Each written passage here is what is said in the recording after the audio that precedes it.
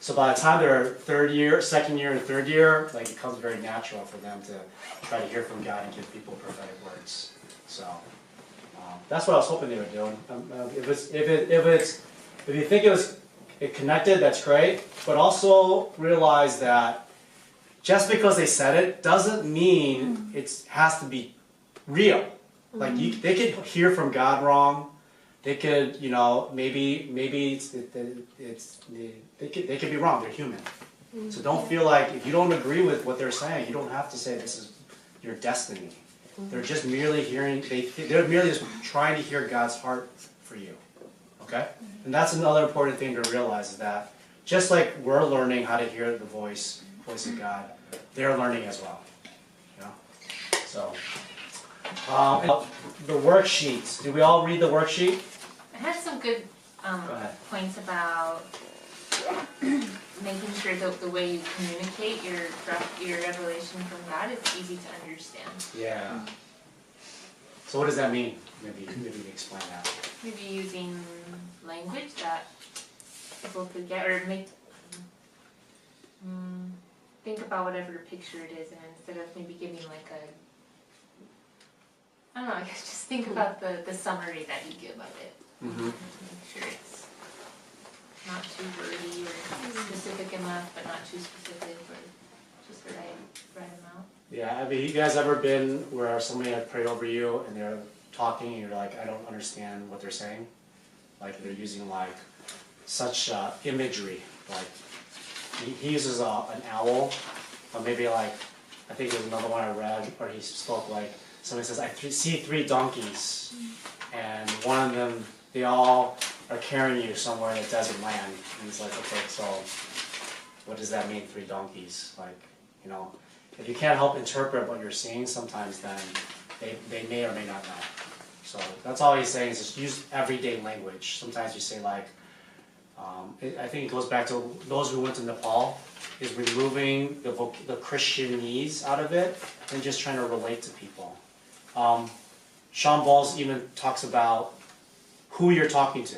So like somebody who's a Christian, maybe you use Christian language, but somebody who's like not a believer, but everybody who's not a believer believes in spirituality. So instead of saying like I'm hearing from God, maybe just say something like I'm having a spiritual moment. Can I share with you what I'm experiencing?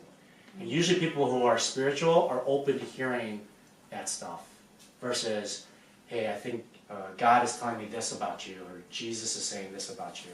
Is trying to make it more relatable to people. Okay? Okay. This is good. What I want to do is I'm going to show you about 20 minutes of this video. Okay. Actually, yeah, anyways, we'll just start the video. This is going to help develop your whole understanding about where prophecy comes from. And it comes out of, like we said, relationship. But I want to give you a biblical context. And I want to talk about the revelation of revelations. Now, I've been involved with all the revelation camps, meaning like my mom was a rapture evangelist at one point. She was so cute. She would go and get people saved out of fear, like that they might miss rapture. I was involved with millennialism through IHOP at some point, like where we just pray until he comes and then everything really starts, like not that that's a very simplistic way to say what they believe, but millennialism where it's like, he's coming for 1,000-year reign. I've been involved with, post-trib, pre-trib, all these arguments. And so when I read the book of Revelation for the most part of my life until about the year 2000, I really thought it was just an eschatological book that was scary. Like I had no understanding of what the original intention of God was for this book, because theologians argue about it more than any other book in the Bible. People have, literally your view of eschatology can affect your view on life, period. If you believe it's all going to burn, you won't care about environmentalism or animals or anything. If you believe it isn't going to burn, you're supposed to live here forever, you won't care that Jesus did say I'm coming back at some point, because you'll think we're going to manifest more of Jesus than Jesus will himself when he comes back. There's all these weird philosophies that have come out of this. But I remember at one point in the year 2000, God spoke to me and said, I need you to read the book of Revelation for your faith. And I thought, that's a really strange, I've studied it so many times, I'm so confused by it, I kind of leave it alone. I left Job alone and I left Revelation alone. Now they're 2 of my favorite books. But I left Job alone for a long time. I was like, anybody who read Job, that was not my friend. I was like, you're depressed, you're in a wilderness, I'm not. I don't even be reminded of wilderness, so see you later. Anybody who read Revelation was like going, the prostitute is coming, the mark of the beast. Get CHIP program is just a preliminary to the mark of the beast. We got to be careful. And I'm like, you're crazy town. I'm staying away from you. You care more about the Illuminati than you do about Jesus and revival. I'm not going to talk to you. So I stayed away from both those books and the people that accompanied those books. And then God asked me to read Revelation and also Job, but we won't talk about Job today. I remember I was reading it, and I went into an encounter as I was reading it about John himself. Because when you understand the book of Revelation, you have to first, to understand it, you have to understand John the Beloved. And I've always related to John the Beloved because I'm really good at telling you that I am Jesus' favorite, because I am. And I know he has no favorites, but we have a secret that we're keeping from you, that I am his favorite. And you should feel the same way. You should feel like he loves me more than anybody else, but he doesn't really, because that's not biblical, But he really, John, in front of the other disciples, was writing the book of John going, and the disciple that Jesus loved the most. I'm sure Peter was reading it going, if it was in Peter's lifetime, if he hadn't died yet, he's reading it going, are you serious, John? I'm the one he's building the entire church foundation on. You're just his friend. There was so much of when you feel loved by God, that it makes you feel like you're the most special person in the world. Have you ever known someone like that? I went to Bob Jones' funeral. The prophet Bob Jones, not the school leader of Bob Jones, who has kind of a institutionalized school over on the East Coast, but it's the prophet Bob Jones. And I went to Bob Jones' funeral, and one of the things that Rick Joyner, his friend, said, who I love, Rick goes, every one of you here thinks that you were Bob's primary spiritual son or daughter. You feel like you were the most connected to him, that you were one of his best friends. He goes, because he made everybody feel that way. He was so good. He loved you all the same. He loved each one of you when he was with you. He was fully present with you, and you were the one that was important to him at that time. He just had a gift of being with people and loving people really well. Jesus was, or is, also like that, where he really is present with you and he loves you. You should feel like you're one of his favorite. But John really did have a special relationship of intimacy and connection. He was the only one who wasn't martyred out of the original 12 that we know of, although he was dumped in oil and burned and stuff anyways, but he just didn't die through it. That would be miserable. But he lived into an old age, and he lived to see some of the prophecies and the things that Jesus said happened, and he lived to testify to generations about it, but he did it out of a spirit of love. Now, the interesting thing is, it's believed that the book of Revelation was written by John when he was on the prison isle of Patmos, which, well, we know that because it says it in there, but the prison isle of Patmos, we believe it was when he was older, and it's actually a political exile. So it's actually a place where they would take political prisoners who were like kings and queens of other lands. So it's actually a really nice island. Anybody been to the Isle of Patmos these days? It wasn't much different then. It was beautiful, almost like a resort prison. Theologically, it's known as the nice place to go to jail, because it was political prisoners, not like prisoners of war prisoners. So he was there, and he probably liked it because he didn't have to deal with any of the politics of the church. He was fed 2 or 3 times a day, and it's absolutely gorgeous. I've been there. He's looking at the ocean going, oh, I can just contemplate your beauty, God. I don't have to deal with the Gnostics right now. I don't have to fight people over whether Jesus raised from the dead or not for real, or if it was figurative. I don't have to think about the Peterites that are going crazy because Peter wasn't the one who you loved the most. I was. But he's there, and he's the one who said, I'm the best friend of Jesus all the time. He implied that. And Jesus gives him the revelation of revelations. That's what the book's called, is the revelation of all revelations. And the most astounding thing is John's brought up to heaven to see Jesus, Revelation chapter 1. And he's seen Jesus. He even saw Jesus after the resurrection. But something in the way he saw Jesus this time, the fully glorified Jesus, the Jesus who's unveiled, the Jesus who's not hiding or holding any punches, he shows off to John and says, here I am. And John falls down as though he's dead. He can't even stand in his presence. He's like, I never knew. I knew, but I never. You're so amazing. And he can't even describe what he's saying. I think the most beautiful picture of the book of Revelation is the fact that he had any language at all to say these revelations because they were so crazy. And so he says this, huge picture of Jesus and, white haired, so pure. It's on fire. It's his feet, his freaking out. And then Jesus says, I want to show you some things. He's like, you're not it? I'm done. I'll be happy the rest of my life and the rest of eternity for what I just saw. I've been waiting for this my whole life. Thank you. Let's go home. Or I'll just stay here. And he speaks to him over the 7 churches. And it was beautiful because it wasn't just the whole church on the earth, the main pillar churches of the earth, but it was also a message that lasted parabolically even to now. So we still read that and find God in that. We still read that and find God for our generation in that. So he speaks to him these words and he says amazing things. And then right after that, we see there's a voice. And he could have ended at John chapter 3 and it would have been enough. We would have still had a revelation of revelations. Here's one of the big revelations. We were told the whole Old Testament, no one could see the face of God and live. And all of a sudden, Jesus really did bridge that because John saw him face to face for real. And he didn't die. He almost did, kind of. Because it was so awesome, he fell down as though dead. But Jesus would just put his virtue in him and he would stand back up. It was beautiful. He didn't die. So all of a sudden, John becomes a picture to you and I that it's possible on this side of eternity to see Jesus somehow. To make you jealous. Like when John says, I'm his favorite, you better go, I really am your favorite. I get to see you too, right? That's what the other believers did. When Stephen was stoned and he said, as he died, he said, I see Jesus sitting at the right hand of God. They started a prayer that we still pray today. Open the heavens, God. And they said it because, and this is historical, when you study history about what early Christians prayed, they prayed, open the heavens, God, because they could then see a full picture of Jesus, because Stephen had seen him and John had seen him and several of the early martyrs had seen him. They wanted to see him before they died. It was the number one preoccupation with early Christians, is to see what Jesus really looked like, because they knew they could now, because the Jews from before couldn't. They weren't allowed to. He withheld his glory, but now his glory is fully revealed through Jesus. So it could have stopped at Revelation chapter 1. We get to see you now. You're unveiled. Yes.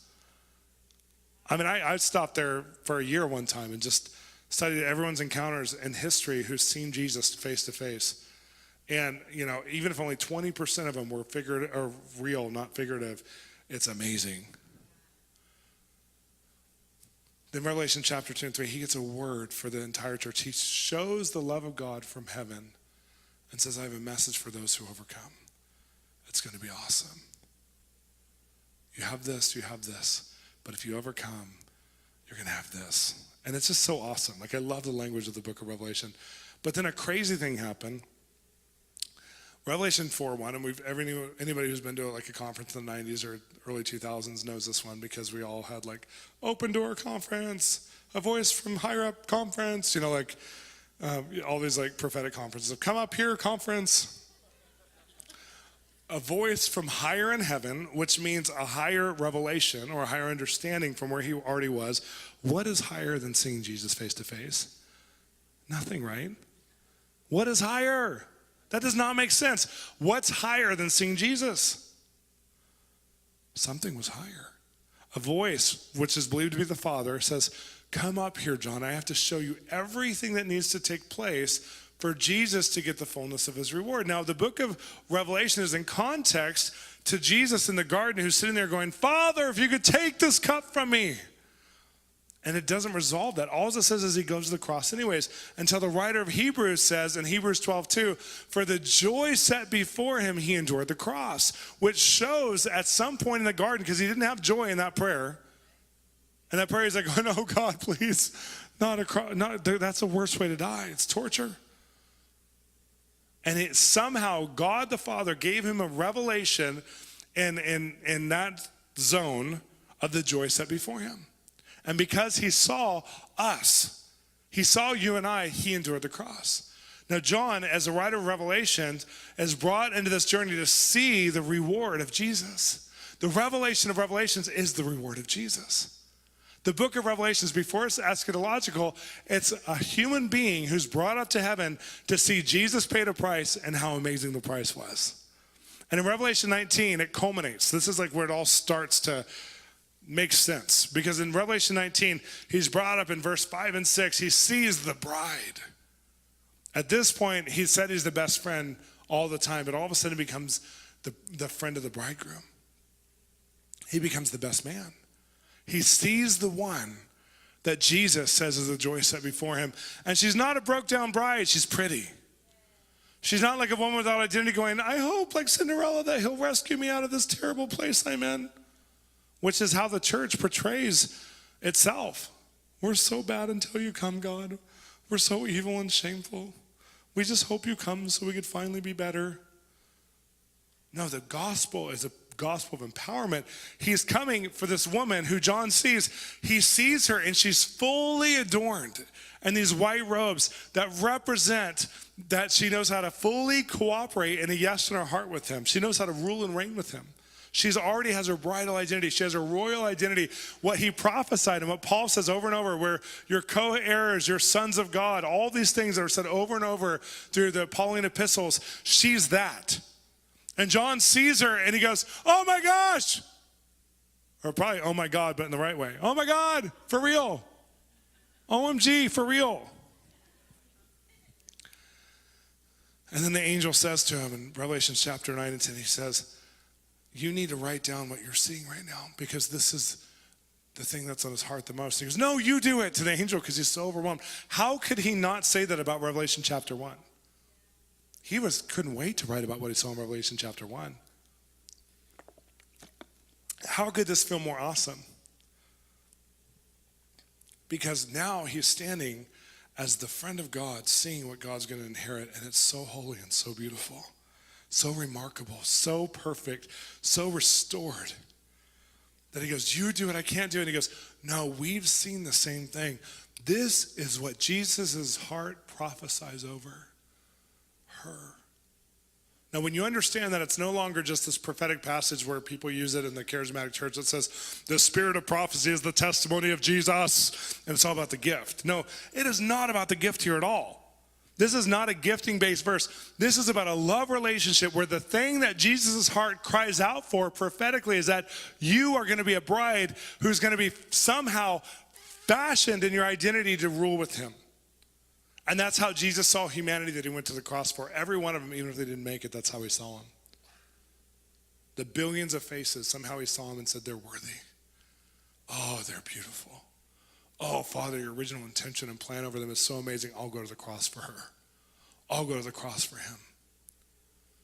And John sees it, and his heart gets so filled with what people really look like.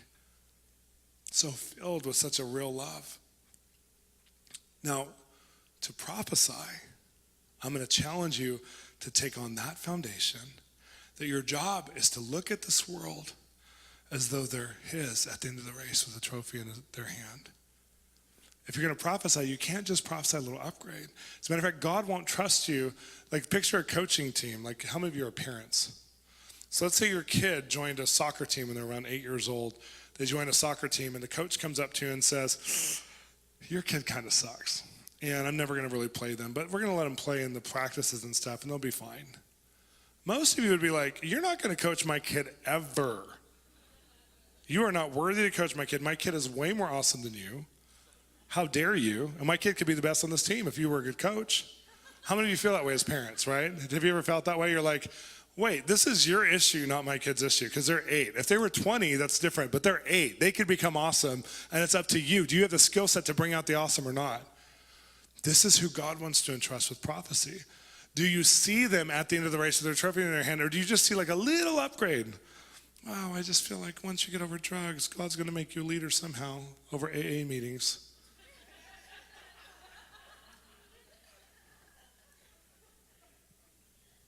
I remember I was with my friend Rose, and there's a ministry called Blood and Fire years ago in Atlanta, a great ministry to the homeless.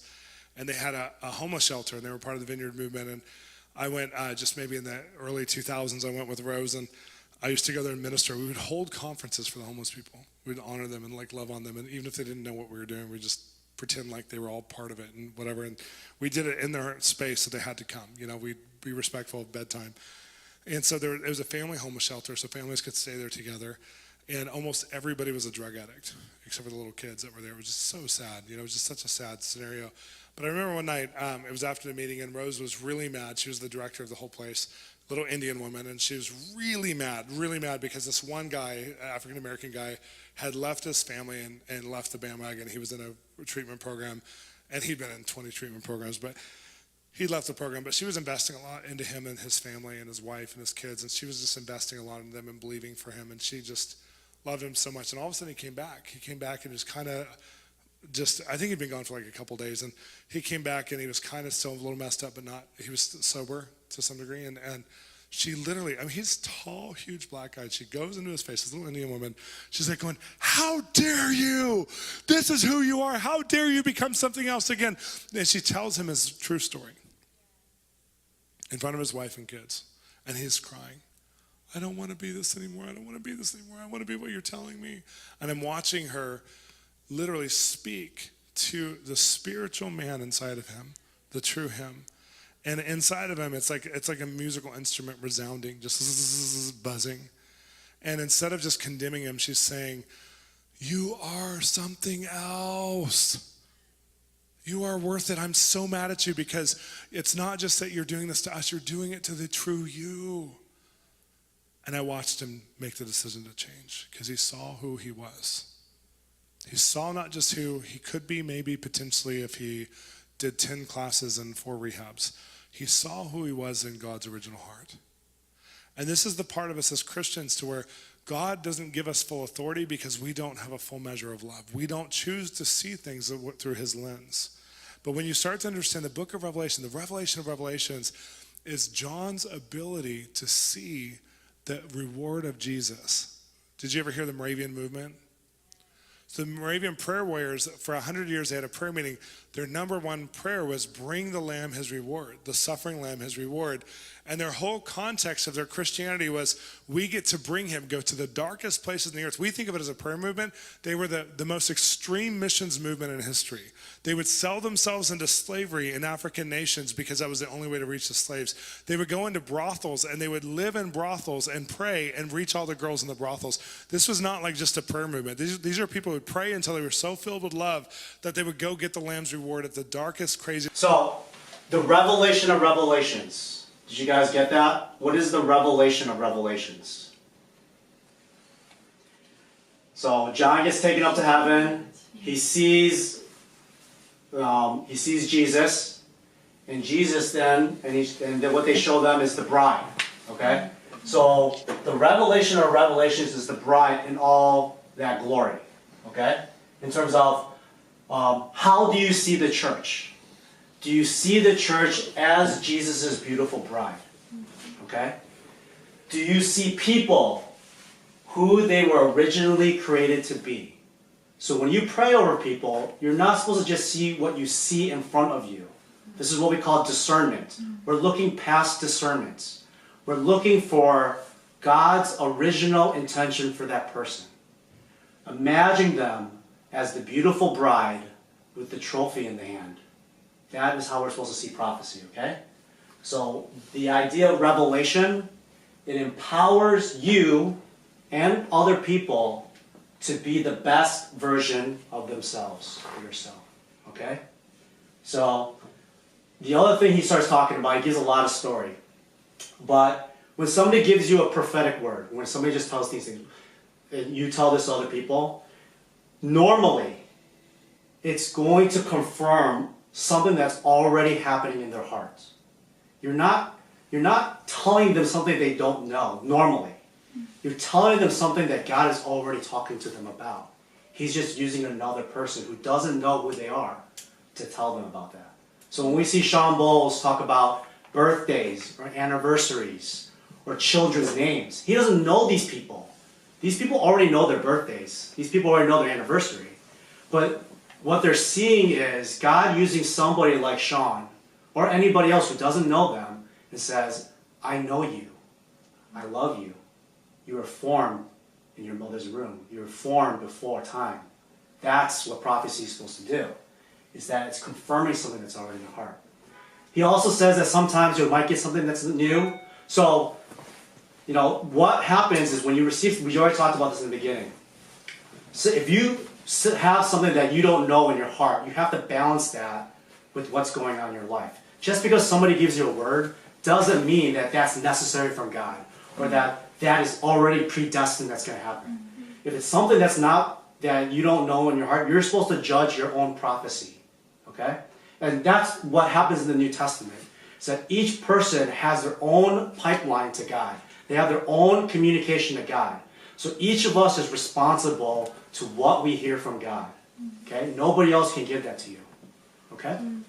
So he talks more about that. Okay. Some other things about prophecy. Actually, I'm gonna move on to this, okay? So, he goes into a little more story. Well, I have a question. Yeah, go ahead. Because actually, he often mention like some birthdays and numbers and names, those stuff. But a lot of people who do the prophecy, actually, they only say, "Oh, I feel you are like this," or "I got a picture about you are like this." So the connection is not that strong if you give the facts of that people, even though you don't know them. So how can we discern this kind of prophecy? When you say when you're giving it or receiving it. Receiving it. So remember last week when the Bethel students were here? They're saying these stuff over you, okay? And some of us cried, some of us agreed, but some of it might have not really been something that we knew about, right? So that's what happens with that. When somebody you don't know tells you something that says that's from God, it's up to you to decide, well, is that true or is that not? He's actually going to go a little bit into some of the examples about people who prayed over him, and he's like, I don't agree with that at all. You're saying that, but I don't agree with that. That's not who the God I know, the Father, wants for me. So It's also like I got that process before from another person, and she just told me I just saw you standing in the cross, and you don't know you don't know how to choose it. Where do you need to go like that? But after a few years, I just feel it's really like forbidden me to do something, like how to choose things. So when I need to choose something, that words come back to me, and it's like really just I don't know how to like. Should I when I prophesy someone, when I got a picture about that, and the direction should be about the destiny or his destiny or something like very eternal. I see what you're saying. I think it goes back to first of all, there's 8 weeks of this, so he's going very much on the foundation of the culture of God's heart and identity. But so what you're asking though is that how do you prophesy? What should it be, right? But I think this is why we're doing this, is because you're only supposed to tell somebody that you hear God saying. God speaks, and the idea of prophecy is it's a tool to create relationship with that person. Okay? If you don't hear God speaking, then you don't have to say anything. Well, of course. So no matter where you get it, you just tell. Well, so this goes back to the worksheet. So just because you get a word, now you have to, like any translator, have to decide how am I going to present this, what I see from God, to that person. Yeah. Yeah. Like make it relatable. That's just because I have something in my mind doesn't mean I just blurt it out. I have to find the timing and say, okay, when's a good time to talk to this person about what God is telling me? This is where you are an active partner with God to deliver the prophetic words or the words from God. Yeah, you have an active part in this. We're not just robots. We're not just machines. We're people. We have value. So we hear from God, and they say, okay, well, I think, and this is why I like his language, because some prophets say God says this, God says that, but he's more like, hey, I feel like God is saying this. Does this mean anything to you? He's presenting it in a way that says, hey, I could be wrong here, but I want you to say, hey, this is what I think God is saying. If it means something, great. If it doesn't, hey, maybe I'm wrong. If you're thinking about performance, like I have to get a right word, I have to get it right, wrong, or I'm wrong, right? If you think of that way, you're always going to be like, you're only as good as your last prophetic word. But if you see yourself as a son or a daughter, then it's not important about getting the word. He misses all the time. You'll see, he'll miss all the time. It's like, okay, move past the miss and go back to how do I connect to that person, to their heart, and let them experience God. So that's what you should be focusing on, is how do I connect with them, not whether I get a right prophetic word or not. Okay? We want to remove performance. We want to remove this idea that you're only a prophet, and prophecy is your ministry. That's not who we are. Our first thing should be sons and daughters, that we have a Father that's good, and He wants to connect with all of us. That's why He says that you should really believe that you're God's favorite. Like you are God's favorite. We're all God's favorite. Yeah. So believe that. So you have a good Father, He wants to give it to you. Yes. Right? he mentioned that he talked about the difference between discernment and the power. Well, actually, I read it already, but still, sometimes your feeling cannot connect with the word, so you cannot. Maybe because I have to like make it A or B or C or D, So I cannot find the gray area sometimes. So yeah, just have it in mind. And I've read the book like 4 or 5 years ago, and as I'm going through the DVDs and stuff, like I'm learning new things about stuff. So going over this stuff helps. I just noticed actually, he's just reading his book right here. He's just making it like more personable, and also in the end, getting prophetic words is not about just getting information. Like the reason why we're all together is because we want to practice with each other and pray for each other. Okay. We want to know, like, are we really hearing from God, or is it just my imagination? And so the only way we can do that is in a safe environment and say, hey, great, yeah, Crystal. I just want to respond to Faith's question, because I've been back to Fuzhou for 10 days, and I learned something. Like, because before some people would like have a word of knowledge about my dad, saying that he has unforgiving issues. He probably blamed himself, and he thinks that Jesus doesn't like him, and he has to take all the mistakes that he had, stuff like that.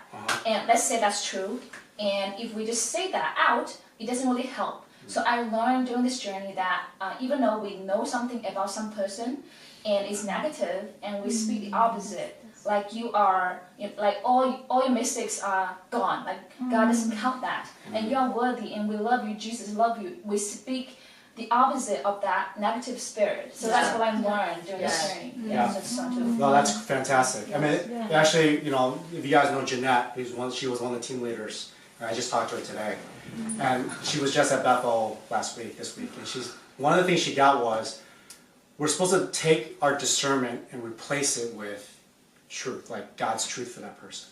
So just because you discern somebody's sin, like anybody can do that. Everybody knows that they're sinning. They have something that they're wrong with. But what we want to see is like look for the golden people. Always communicate love. People, and I haven't finished it, I'll write more, but people are worthy to be known and loved. People are worthy, they have value. So, yes, you discern something, great. So what? What does God see for that person? And how do we replace that discernment to what's God's truth for that person? Okay? Okay. We'll go a little bit into this more and then we'll practice.